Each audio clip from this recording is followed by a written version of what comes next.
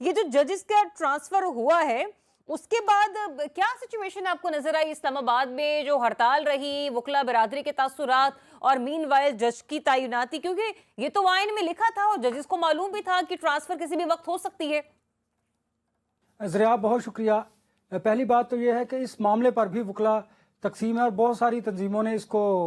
آئینی قرار دیا ہے اور اس فیصلے کو بڑا مقدم بھی جانا ہے اور بہت سارے لوگوں نے اس پر تنقید کی ہے۔ دیکھیے اس سے پہلے 2008 میں جسٹس سردار اسلم صاحب، 2009 میں جسٹس ایم بلال اور 18ویں ترمیم کے بعد جسٹس اقبال حمید بھی اسلام آباد ہائی کورٹ میں دوسرے صوبوں سے آئے تھے۔ یہ تو مثال موجود ہے اور یہ آئینی اور قانونی طریقے سے کیا جا رہا ہے۔ اب سمجھنے کی بات یہ ہے، آپ کو یاد ہوگا کہ سپریم کورٹ میں جس طرح دو سینئر جج آپ کو پتا ان کو منصور علی شاہ صاحب اور جسٹس منیب اختر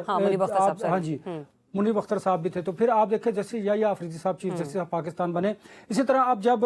یہ آئے ہیں سردار محمد سرفراز ڈوگر صاحب تو سینیارٹی تبدیل ہو گئی ہے۔ اب وہ پہلے نمبر پر آ گئے، دوسرے پر محسن اختر کیانی صاحب اور تیسرے پر جو ہے میاں گل حسن اورنگزیب صاحب ہیں۔ آپ دیکھیے کہ اس سے ہو کیا رہا ہے، ٹھیک ہے آئینی طور پر کریں، لیکن حکومت تمام تر جو حالات و واقعات ہیں ان کو آئینی طریقے سے ہی کر رہی ہے، لیکن اس کے مقاصد کیا ہیں، کیا پولیٹیکلی کس کو فائدہ اور کس کو نقصان پہنچ رہا ہے، یہ دیکھنے والی ضرورت ہے۔ آپ دیکھیے کہ اب جو آج آل پاکستان لائر کونسل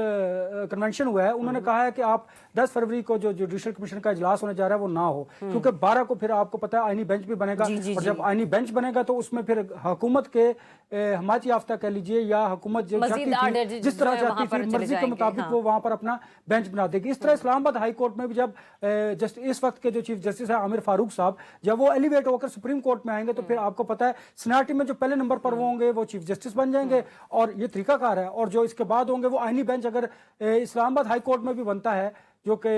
بنے گا تو اس میں آپ جانتی ہیں جس طرح جسٹس منصور علی شاہ، جسٹس منیب اختر ان آئینی بینچ اور چیف جسٹس کے عہدے میں نہیں فعال کر رہے تھے، تو ممکن ہے اسلام آباد ہائی کورٹ میں بھی یقیناً ایسا ہو۔ تو اس موقع پر آپ دیکھیے کہ یہ فائدہ کس کو پہنچ رہا ہے، حکومت جس طرح چاہتی ہے۔ رہنمائی میرے ناظرین کے لیے کیجیے گا کہ جسٹس سرفراز محمود ڈوگر صاحب جو کہ اب سینئر پیونی جج ہوں گے اور غالباً کہا جا رہا ہے کہ وہ اسلام آباد کے جو ہیں وہ نئے جج بھی دیکھے جائیں گے، تو اس حساب سے